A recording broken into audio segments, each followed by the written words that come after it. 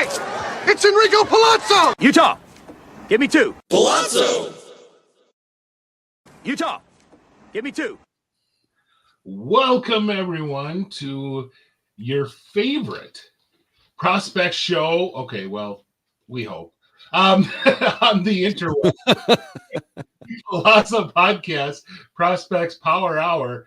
I am Ben Chase, Big Gentle Ben on all the socials. And I'm here with my man, Rocky Mountain Robbie. Woo! Waiting for him to bring out his guitar and do a little John Denver for us. But if I can figure out how to do that, yeah, sure. Yeah, we're starting about 5 minutes late, and already we have complaints. Oh my gosh, Uncle Ted, forgive us. Forgive us. We were chatting without recording. Yeah, we have the non-monetized hellos first, and then we pop on to monetize the rest. And if you're wondering why we're discussing this, because you're listening through a podcast, thank you. Hop on YouTube and follow us there as well.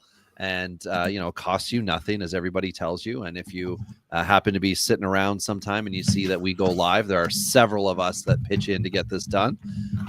You will get to enjoy us. You can also join the Discord.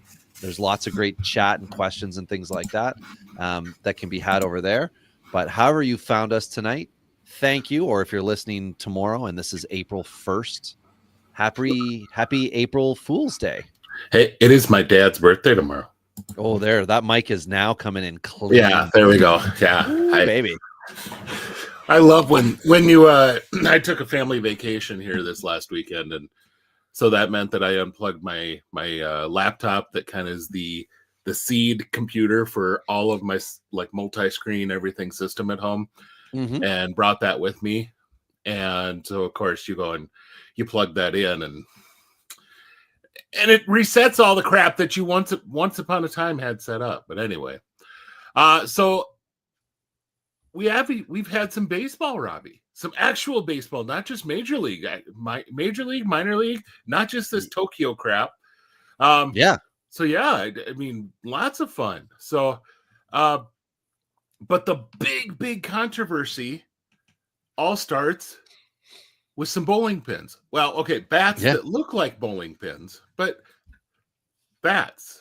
Yeah, let's do it. Really our big story. Really? Yeah. I mean, we're a prospect show, but we're going to talk about it because former prospect Kevin Smith is the one who I saw who commented or confirmed the allegations as they started.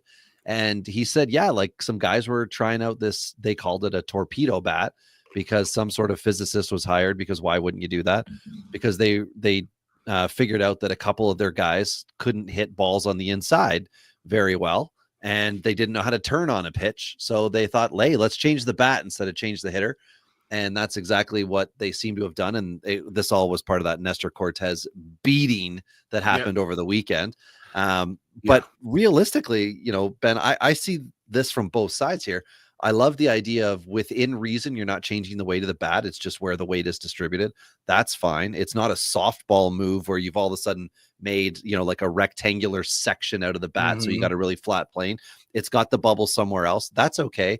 What it's going to do on the negative side is it's going to take what used to be kind of bloop singles or things that you were swinging away at and you used to make contact with it. It's going to make that contact nothing.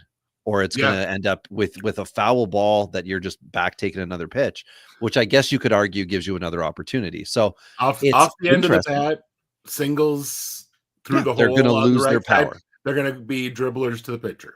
Yeah. I mean, that's exactly what's going to happen is that same hit is going to lose.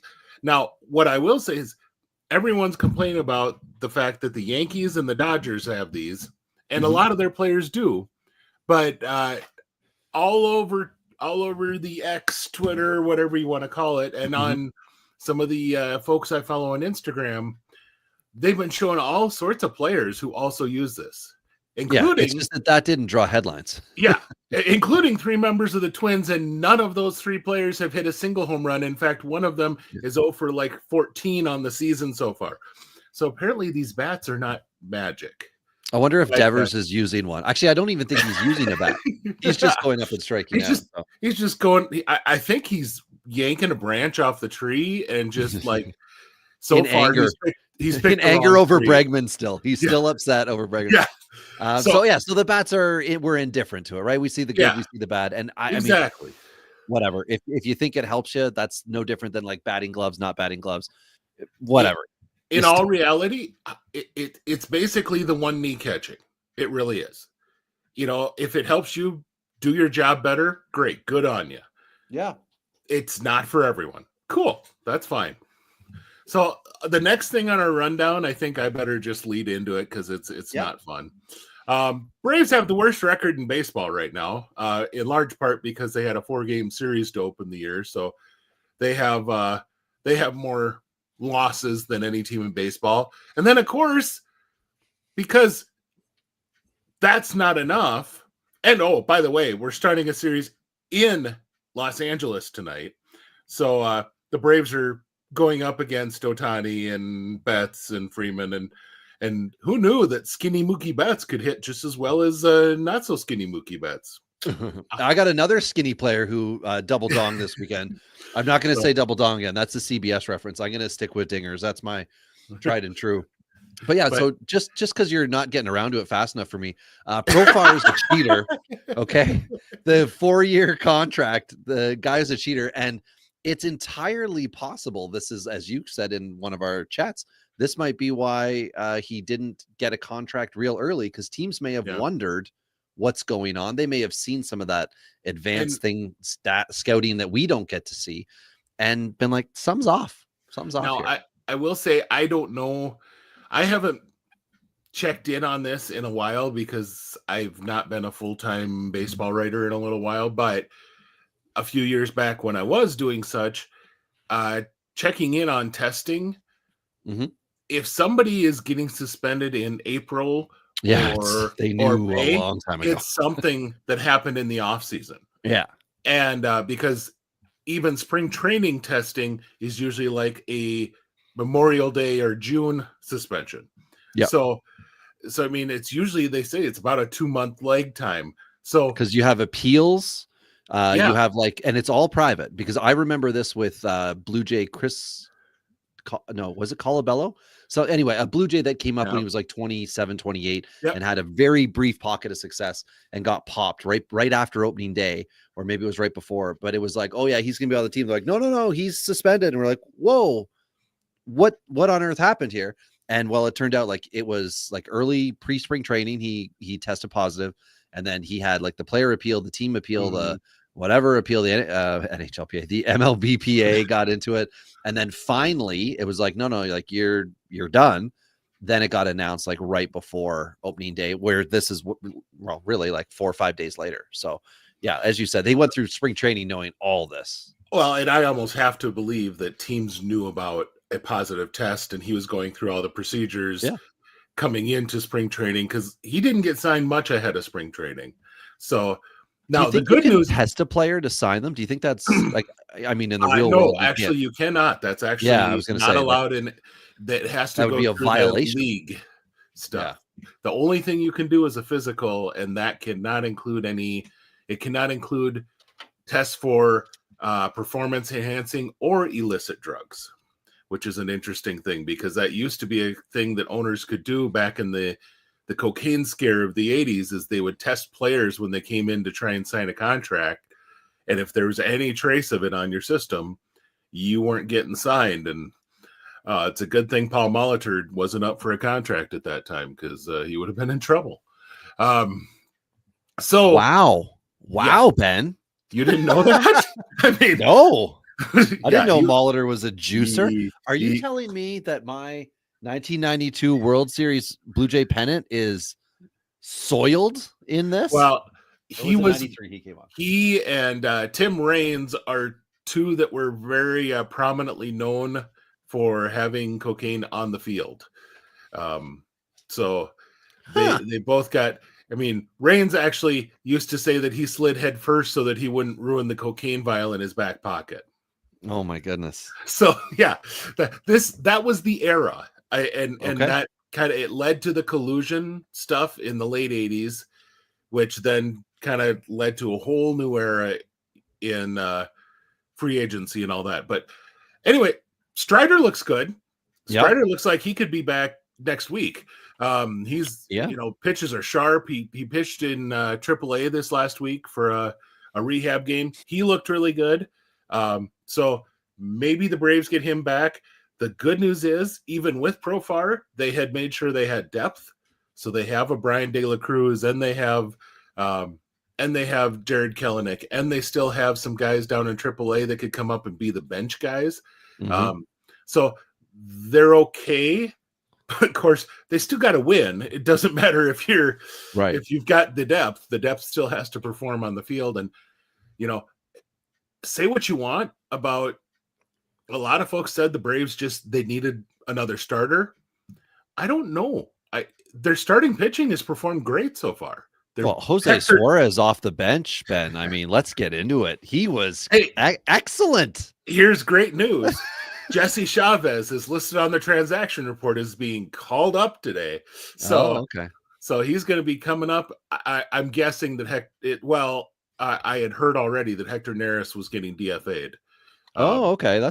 Geez. I wonder what happened to him.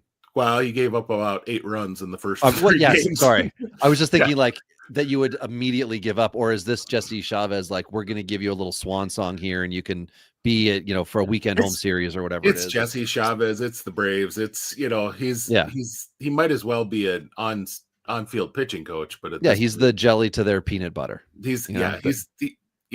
So we do have a good question here right away. Let's pop this up.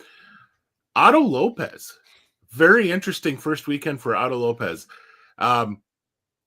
Is he knock on the door for being a must-add in a head-to-head points lead 10-teamer? No. Well, he's on your watch list. Yeah, I would say 10-team, no. But 15, he should be added right now. For one, Otto Lopez, almost in every league that I'm around, he is at least second base shortstop eligible. And that's a really nice thing to have off the bench if you have a guy who can play both positions. But that's probably what he is right now. I've always thought that he was a guy who had more speed than he showed on the baseball, or he had more speed than he showed on the base paths. But he was also a guy who could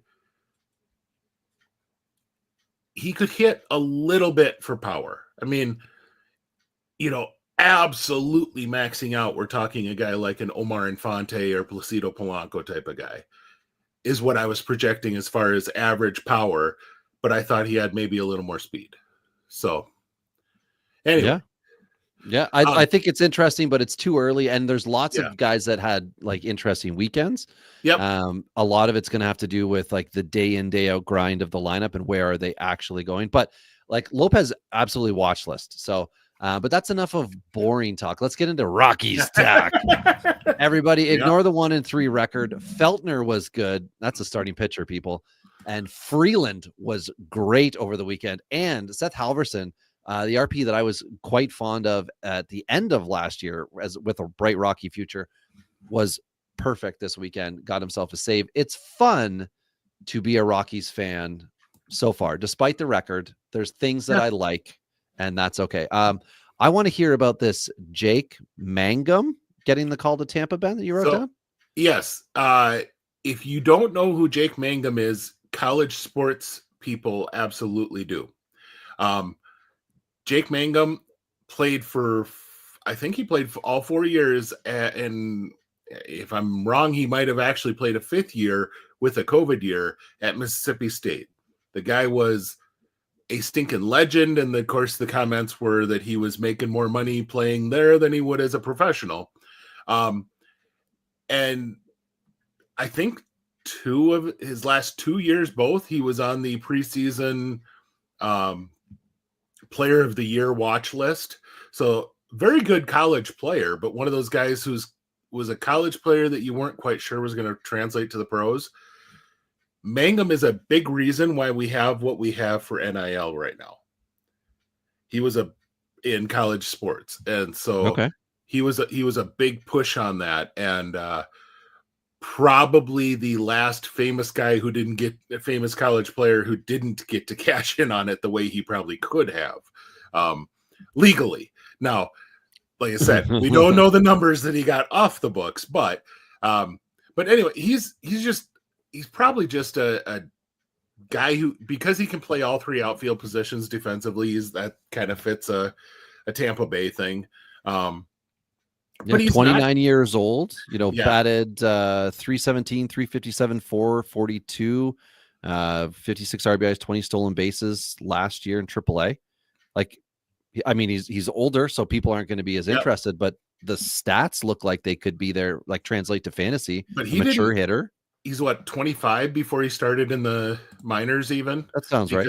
Because he, like I said, he played 4 or even 5 years of college. So that's just, I thought it was interesting because that's a quote unquote famous name that probably won't turn into a ton at the major league level, but one of those guys that has a backstory that we don't think of very often. So anyway, I plopped that on there because it was an interesting call up that happened today. So yeah, that is a neat one. So Ben, opening week we'll say is over. In 2 of my leagues, we used a short week, what we called it, 4 full days of baseball, and ended a fantasy week. And not everybody was really happy about it, but it's how it worked out, simply because of the fun of fan tracks with some of my leagues, where they said, well, if you want a long period, we can do the Japan games and then 4 days, which gives you 6 days. And I was like, sure, 6 days is fine for the first week, not realizing that it was 2 games in 2 of those 6 days. So I had a tiny bit of blowback with it, but it kind of gets an extra fantasy week, which for some reason last year, I think most leagues that go head to head ended up with 20 weeks at most, which is a little less than the MLB norm. That aside, what was your favorite part of opening week? In all seriousness, and this is going to sound like a really, taking advantage of the moment sort of thing. I have been talking all winter long about how the Brewers just needed something in the starting rotation, and they had all sorts of Wade Miley types, like we've talked about this, that they know how to make that pitcher do well, but you can only have so many of those guys. You need a Corbin Burns, Brandon Woodruff at the top of that rotation in front of those guys, and they didn't have it. And it showed bad this weekend against the Yankees. The Yankees just teed off against Savale and against Nestor Cortez. And those guys are going to have that sort of stuff happen all the time. I don't know what's going to happen here in Milwaukee. That division, I mean, the fact that the Cardinals are 3-0, I mean, I live in the upper Midwest and I'm a Braves fan. So my secondary team is the local team, which is the Twins. This is a really crappy opening weekend for me. But no, I really, that was something that kind of reaffirmed something that I've been worried about quite a bit for that team. And frankly, one of the things that impressed me was to watch some of the offense that you saw in their own division. And granted, the pitching from their division mates did not do so well. But if the Reds and the Cubs and the Pirates and the Cardinals are all hitting and they're going up against that starting rotation, that could be a really long year for the Brewers. So your favorite part was that your teams failed. Is that correct? I mean, it was the Milwaukee doesn't have a legit top 2 SP type guy. It was one of those where it reiterated. It made me feel like I knew what the heck I was talking about when people kept telling me, okay, no, Milwaukee will figure this out. Right. Milwaukee they will get this done. And I'm like, yeah. So yeah, fair enough. I quite liked the Toronto-Baltimore series that I believe ended 2-2. Baltimore kicked Toronto's teeth in on opening night. And then it became baseball after that, and Toronto won 2-3 the rest of the way. It was good. Hoffman got his first save as a J, which everybody wants to get excited about the things that go well. But I think the most comical part of it's kind of like you saying, like, Toronto is an incomplete team to me, and they've got this high payroll and whatever.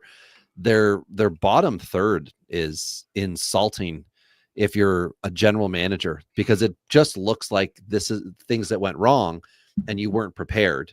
And this is where a lot of those like AAA contracts are supposed to be, the opt-out guys. They should have the Kevin Pillar would have been an excellent guy for Toronto to have in camp. Yep. And instead he had opening day in Texas, which was great for him.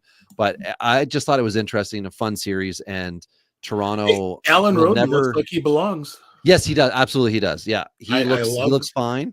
Numbers may not be beautiful, but he works every stinking at bat. And I'm impressed with how he handles himself already. So, yeah.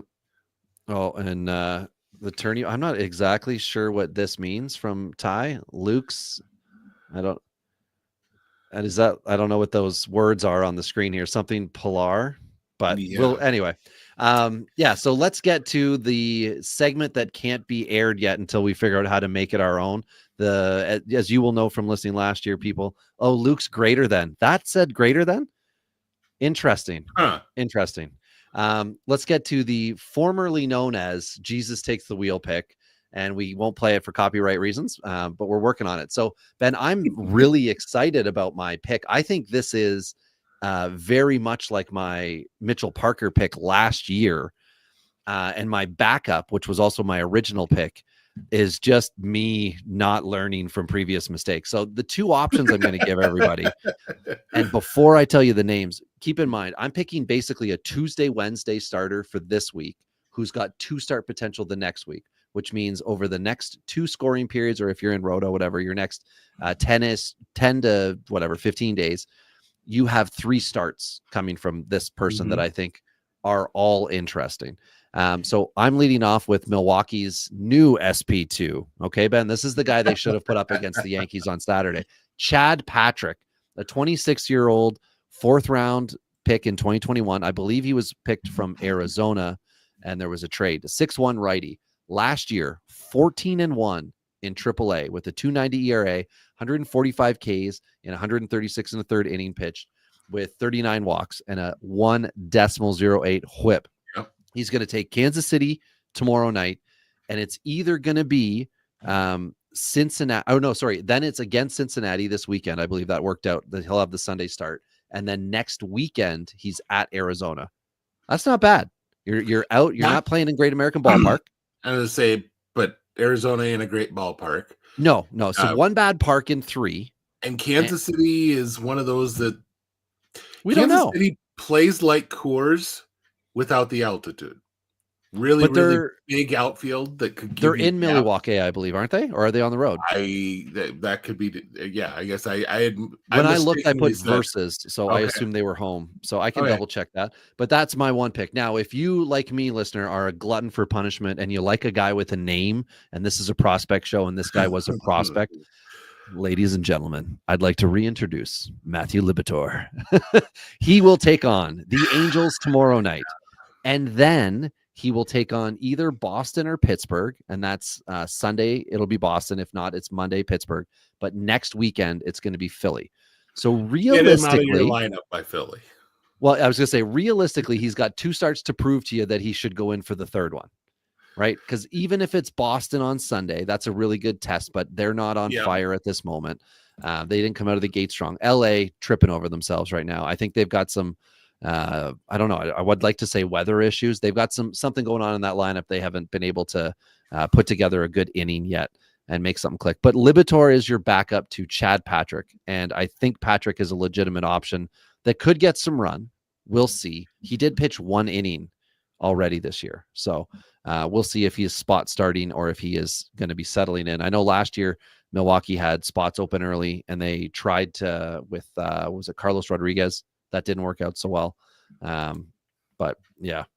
Anyway, that's my yet to be named Jesus Take the Wheel pick player for week 1. And we will, as we did last year, check in on this at the, it be mid-April. We'll check in and see how these 2 guys did. So in the chat here on YouTube, if you're on our YouTube with us, Uncle Ted's been just kind of going off. Yeah, we almost have to ignore it. It's just so heavy. Much Angels. No. But I will say, I agree. I really liked what I saw out of Jack Kanowicz. Yeah. Really, but I will quickly tell tell you if you are in a quality start league, you want Jack K. If you are in a league that values wins and pure strikeouts or even strikeout rate heavily, you do not want him, because that is not going to be what he does well. Thanks, he is Chris. going to be a very good ground ball pitcher. The angle he has with his, I think he's 6'6", and he comes over the top with it, and it gives a goofy angle to the pitch and makes it almost impossible to drive. Something he's always done. Yeah, I know he had 4 strikeouts in 6 innings this last time. He's, extrapolate that over a whole season, and if you had 200 innings, that's not going to be so great as far as your total strikeouts over 200 innings. I mean, quite frankly, you want a really good comparison. Yeah, the overall, I guess, if he can keep pitching the innings, his total strikeouts are going to be okay. So, but you're definitely, if you're in a rate league, you don't want that. But yeah, I really was impressed with him. I could see him doing well. And they have an okay defense. It's not a bad defense in the infield. They just don't know how to do the other part of the game. It's not an elite defense. They're an adequate defense. They just can't hit for squat right now. So, but yeah, Jack K is an interesting guy. Would I drop Michael Wacha for him? I mean, it depends on your league, I think. Yeah. But if K's on the waiver wire and you want to ride some promise, I think you've got more ceiling with one, and obviously you got more floor with Wacha. So just make that determination for yourself, right? The Angels are going to struggle with him for wins, not because of what he's doing. And the Royals have a bit of safety net potentially over. I mean, it's really early in the year, really, to say it, but we assume the Royals will be a better team. So, but anyway, let's get to what this prospect Power Hour show is about. 27 and a half minutes in, Ben. First weekend reactions. I gotta go with Ty's thing here of Halverson or Slayton. I'm sticking with Halverson, but I that's just as a pitcher. I prefer him. I know that was a lot of talk for waiver wire Sunday because people didn't have Slayton, lined up. But I would stick with, again, you're talking to a Rockies fan, right, guys? I've got a hat. I've got a purple bandana. I'm a Rockies fan now. It's bye-bye Blue Jays. So anyway, let's get to first weekend reactions from AAA. We've got a few to get to. We got a quick ad coming up, and then we're going to get back. But MLB talk is going to be on pause, everybody, and everyone in the chat. We do thank you for the comments and participating. But let's turn it now.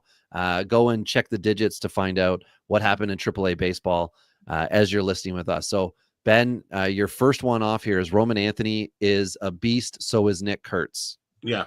I mean, both of them. I mean, Anthony is coming back to AAA. So the fact that he got himself a pair of home runs, not surprising. Nick Kurtz is going into AAA after being drafted last July. Mm-hmm. So and he's considered not really being rushed because this was like highly expected. Yeah, they were expecting that he was. There was some rumors that he was going to AA, and people got upset about it, which was kind of funny. Yeah, but why aren't we pushing him? They both immediately showed. They both right away showed that they were ready for that assignment. And I think you're going to see both of them very soon. The next guy I talked about is one that we mentioned when we got into the Marlins and how they had acquired so many guys. And one of the ones they got this offseason in the Jake Berger trade was Maximo Acosta from the Rangers. And man, I was impressed. I pulled up one game.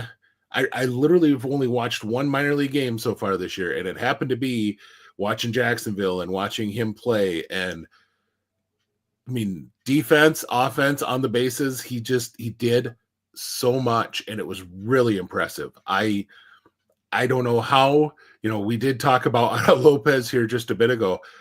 I don't know how Acosta isn't getting full-time playing time very soon in Miami.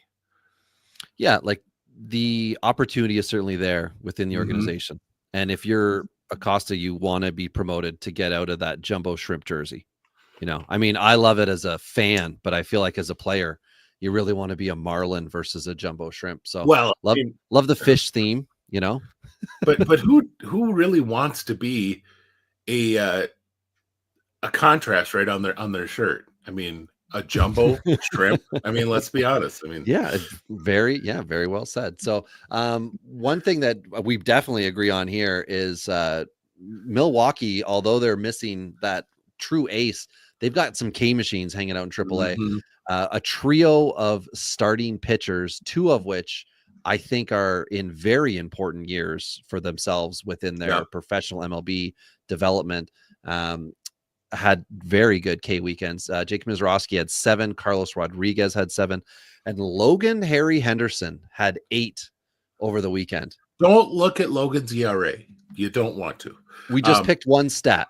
We're going to Yes. stick with one stat. But I mean, all of them, the stuff was really impressive. Logan's just kind of straightened out quite a bit, and folks took advantage of that. So it is what it is. Yeah. But really good to see early in the year. Now, they've talked before, no matter what happens, right? Either the bats are ahead or the pitching is ahead out of spring training. But for these guys, it's nice to see that 3 pitchers all obviously were well coached to handle the lineup as far as swing and misses go, which is good. And somebody else who had some good swing and misses, Bryce Elder, struck out 7 and 2 2/3 innings. He did walk 4 and was, quote, lit up. What do you think here, Ben? You're a Braves fan. This will be the last time I bring up any sort of Brave tonight. Well, he's up to the majors because Ronaldo is going on the injured list. Another bit of the fun news today for the Braves. But it's hard to get too excited about Bryce Elder. Even in the year that he was an all-star, you were just waiting for the other shoe to drop all year long. It just Okay. kind of pitcher he is. But I mean, it is interesting. That's 8 outs, people. If you do your math, 2 2/3 inning, that's 8 outs, and he got 7 of them via strikeout. That's pretty impressive for a guy who's like a 90-mile-an-hour pitcher. So, he's doing something to generate swing and miss. But yeah, so now we are going to go to an ad break. Now, this is a specialty tonight, everybody. I want to let you know that I have made this ad. It is very exciting for me, and it's not going to cover the whole screen if you're watching, but it's going to cover a bunch. Okay, ready, everybody? Ready? Ladies and gentlemen, we have taken your feedback from 2024 Mopar Fest, and we are making some serious changes. First off, it is no longer known as Mopar Fest. Come to Tesla Fest, baby! All the cyber trucks and electricity you can handle in one ugly stainless steel package. April Fools, Mopar Fest 2025. I made that, everybody. yay! Now, I wanted that to go on their social media, and they said no. But I thought it was funny. They said too topical for the audience. But anyway, so that's the ad break for today. So back to first weekend reactions, Ben. I threw in a few names amongst some of the other ones that you had in this section here. So we'll start off with another one of the jumbo shrimp, Cade Gibson, 6'2" lefty, 27-year-old, 3 innings pitched, 6 Ks, and the save over the weekend. He was a 2022 10th round pick. I believe I have that written incorrectly, but I have said it right for the listener, who was solid in 24 in A and AA, and then is in this role, which I believe is new for him to be coming out of the pen. And again, 3 innings, I don't think that's going to be common, but we're just putting a tag on the guy. If you like to watch guys in your dynasty leagues, if you can pick up in season, as I can in one league, Gibson now gets the old watch list click for me. So let's see what else happens with him, right? Miami's really fluid for pitching. We could see arms. You never know if he's 27, right? So he should be ready to go up as the Marlins see fit. So I thought that was an interesting one. Okay. Our fearless leader has told me I'm supposed to do this for you. Oh. Yeah. There you go. I wasn't going to do the whole 25 seconds, but I thought that, it was worth it. Yeah, So, I'll take it. So there we go. So it's just following orders. Yeah. Thank you. Ben, Marco Luciano and Robert Hassel post-hype emergence. We talked about both guys in our Big Three Next Three, which anyone listening now, if you want to hear prospects to think about today, guys for tomorrow, check out any of the teams. There's 10 episodes. We cover 3 teams per episode. That's all 30 MLB teams. Luciano, we were concerned within the Giants organization. And Hassel, Ben, you were pretty excited about the fact that they were giving him lots of time in spring training. Yeah. So what are you thinking now? The two of them posted, I believe, 2 of the 4 highest exit velocities of the weekend. Something like that. They were 2 of the very best. Luciano, when he first kind of exploded onto the scene in Arizona, it was because of just how hard he was hitting the ball. And that just, when he kind of got hurt in that next year, when they were trying to push him up maybe a little too fast, but he's never had the same oomph in his swing since. When he loads it all up, he can, but it's just never been free and easy and giving you the same type of thump. And he did this weekend. Hassel, that's always been the question for Hassel, is he just doesn't have enough impact with his bat. And he hit a 113.5 this weekend, which that would have put him in the top 2% of the entire major leagues over the first weekend of games. And that includes all the Yankees and Dodgers with their bats. So I don't, one of the things we run into as prospect people is once you've heard about a guy for 2-3 years and he hasn't made it or hasn't taken a big step, you just kind of go, whatever.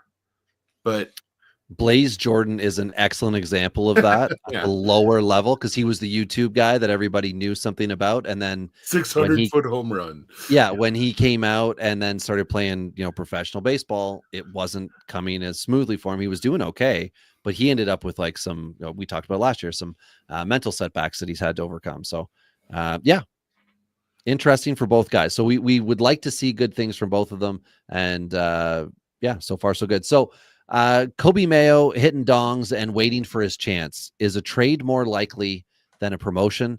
And Ben, to you, how should Toronto go about it when they deal Vlad there in July? Obviously, Basillo, who's clearly a flop. He only has 1 home run so far and a 125 average. Yeah, Mayo, and what gets Vlad in orange? So it's the Vlad to the Orioles rumor that I'm starting right now. Keep in mind that at this point in July, when they'll be making the deal, Chris Bassett's going to be tossed in because they're going to need an arm. And Bassett, I believe, is in the last year of his 3-year deal. So even if he's not, he'll still have a year left. So Basillo and Mayo, and what gets it done, do you think? Because Mayo's ready. Mayo's ready, but Toronto needs a third baseman. Right now, with Cowser going down today for the Orioles, you kind of wonder if some of that doesn't shuffle things around a little bit. And maybe there's an open spot to spend some more time at DH up at the major league level. I would really love to see them let Mayo come up, get comfortable hitting. Yeah. And then put him in the field. And then put him into the field because, I mean, Ramon Arias is a very solid, absolutely capable. Baseman. Yeah. And you got Jordan Westberg. You've got, and Holiday is showing that maybe forcing him to change positions wasn't such a great way to bring him to the majors last year, because he looks a lot more comfortable playing shortstop and at the plate. So, yeah, I could see a little extra Mayo. Ha ha ha. But spread around the field. Well, not yet. But yeah. But I have trouble seeing them getting all the way to like June, July without him having 50 at bats at least in the majors. Yeah. He's on the raw, like 40 man. You can bring him up and send him down all you want.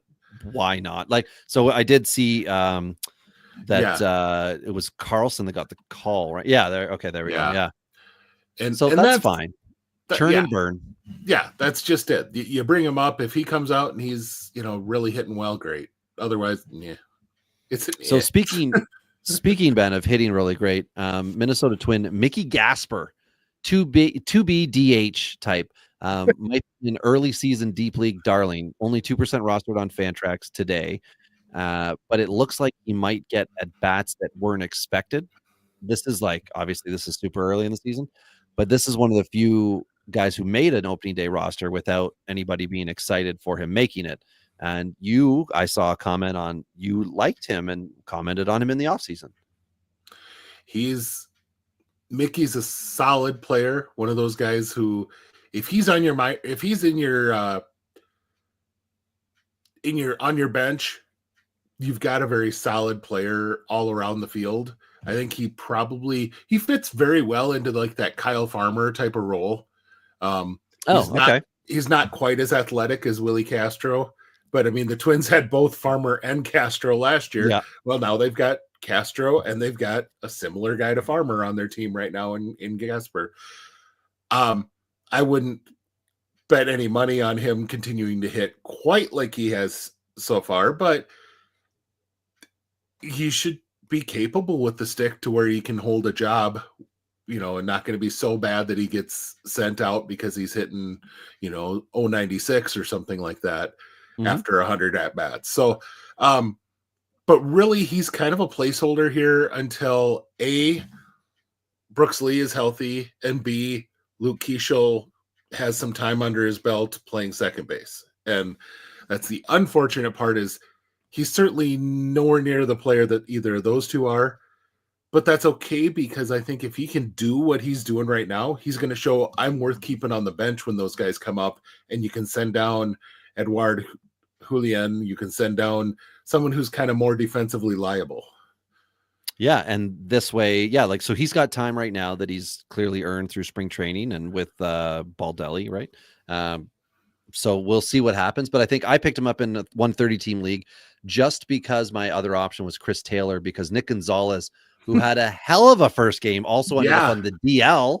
Yeah, I was like, no, you can't come out and be good on a team that needs you to be good and then get hurt the same damn game. So anyway, Gasper is my emergency Band-Aid, and we'll see if he can just put up, 2 points per game. I think would be asking a lot of a bench role guy, but we'll see if he can do it. Somebody that I used to be very fond of and then just patiently have waited on, really had an excellent weekend in AAA. Rhys Hines of Cincinnati wants back with the Reds after 6 RBIs, 2 home runs, and 2 walks, which is the important thing for Rhys Hines, the 2 walks. Yeah. We know he can smack a ball.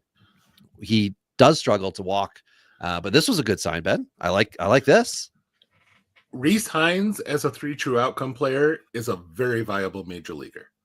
Rhys Hines is a guy who has power and strikeouts only, not so much, because he has a little bit of defensive ability. The guy's got a really strong arm, can sit out in right field, and he's fairly athletic to go after the ball out in right field.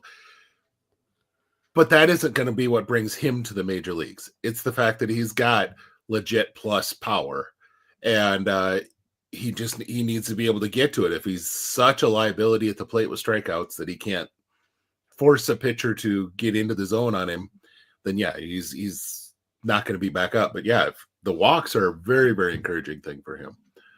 Yeah, and it's really just a matter of time with Cincinnati before somebody is, not performing well enough in the outfield that they might consider a promotion if somebody's doing well in the minors. Will Benson's also down there. He's got to obviously be a standout to get back in the good graces that he was in 23 with the Reds.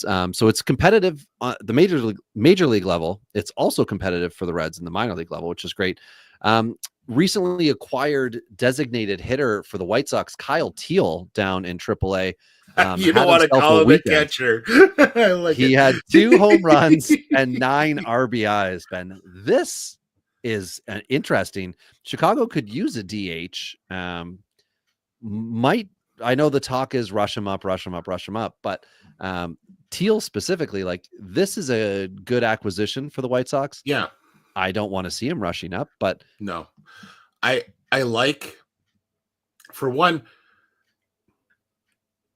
their pitchers are young right now on the starting rotation. When your best pitcher is a rookie, Sean Burke is still a rookie. He's Hey, rookie Davis Martin eligible did this fine year. too, guys. Let's Okay, all, yeah, you this know, is true. And come and on. they do have Martin. I'm in the Perez, Martin camp, so. And then Shane Smith hasn't even got his time yet. Yeah, there we go. But I mean, you've got a very young staff. Having a couple of wily old veterans who, I mean, emphasis on the old, be the guys who are handling the catching duties rather than Teel and Edgar Cuero, who are your future at the position. Mm-hmm. That's a pretty good idea. And likewise, I'd like to see Teel have some more time in AAA hitting like this before I worry about making him a DH at the major league level, because his value is certainly going to be significantly more as a catcher. Right. And you're not winning games this year with the intention of it continuing if you start, you don't have pennant in your eyes here. You've got development of your players, and you're trying to find out who's your new core. I mean, they are pretty much the I was trying to say, if they would have won yesterday, they actually would have had first place over the Guardians, which, god dang, would that have been great to be able to say that the White Sox held first place for a day. Yeah, that could end up being the highlight of the season. We'll see. It's it's a long year here. Yeah. But yeah, I thought the Teel news story was good. And an interesting fact that I don't think anyone else cares about but me. However, I'm at the mic, so everybody listen up. Seattle shortstop Leo Rivas, who was initially hoping to break camp with the Mariners and looked like he was just going to be a bench guy, hit 2 dingers yesterday or this weekend. His MILB career high in a year is 7. That's in 95 games. I think he did that in 2022. So he's now hoping that he can have this excellent start to the season and get himself a promotion. He is 27 years old, but he's been in pro ball for 10 years already. There's still some career left for him. If he by chance was working on his power this offseason to try to make a change, that would be good. He's a decent eye, good hitter. But this could be an interesting one because Seattle has struggled mightily with shortstop. JJ Crawford had a pretty bad year last year. He has not started hot this year. Definitely not a defensive liability, but you do need hitting in Seattle. And at some point they might say, hey, Rivas was up. He's already on the 40-man, blah, blah, blah. Bring him up. Let's see what he can do. It's just one guy to watch, so. And I mean, Ryan Bliss actually hasn't been half bad this year so far, but that's not a long-term answer either. Obviously I've been very outspoken in my comments about Cole Young this year for the Mariners, but yeah, they got to you don't need to rush it. Guys, you run through these kind of guys first, and maybe Leo, I keep wanting to call him the former Twins second baseman, Luis Rivas. Leo Rivas needs to really just kind of have the shot to show he either is worth keeping on the roster or not. And that's probably that first month of the year. And that's, like, all along I've been saying, Cole Young's not going to be there first day. But I think he comes up at some point early in the season and makes his impact. That's what it's going to have to be, is likely some point in like May, but you're going to get the first month here. So that's when, if Rivas wants to make his mark, he's got to do it. So he started out hot right now, so maybe he can earn that way up. Yeah. And Ben, just so we're not ignoring all the pitchers who only had one start of some use, we had some pretty good K performances, 4 2/3 innings. Carson Wisenhunt for the Giants had 9 Ks. Carlos Duran for OKC had 8. JT Ginn, who several people for the Dodgers, people thought Ginn should have been with the A's. Anyway, he had 8 Ks in 5 innings. Carson Seymour with the Giants as well had 8.